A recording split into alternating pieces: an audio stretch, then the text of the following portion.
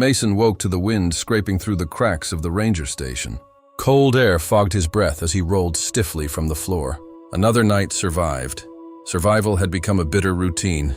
Wake up, scavenge, endure, repeat. His last protein bar was gone. Water bottle nearly empty. He had to reach the town today. No more waiting.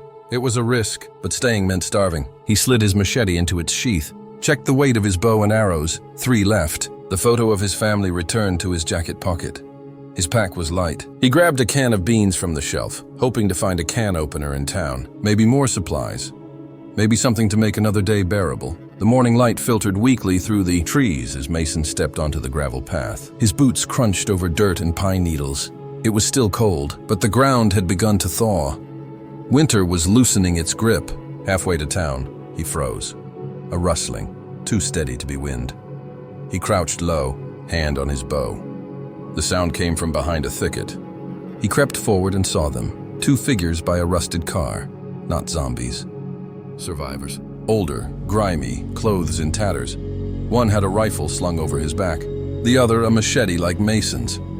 They were digging through the car's trunk, too distracted to notice him. Mason's heart pounded.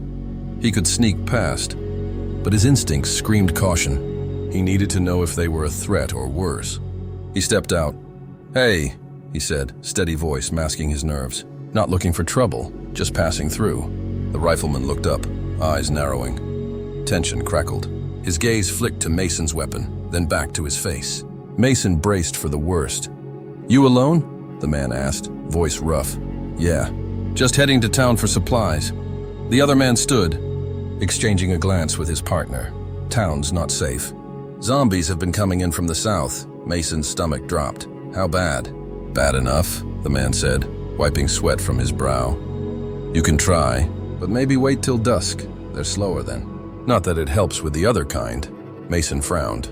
"Other kind?" "People. The kind who'll kill you for a can of beans." Mason nodded slowly. He'd seen the aftermath. In this world, trust was as dangerous as teeth and claws. "Thanks for the warning," he said. He turned and walked on. Every step deliberate. Town wasn't safe, but it was his only shot. The wilds were colder, harsher. And Mason knew staying out too long changed people, hardened them into something cruel. He didn't want to become that. Not yet.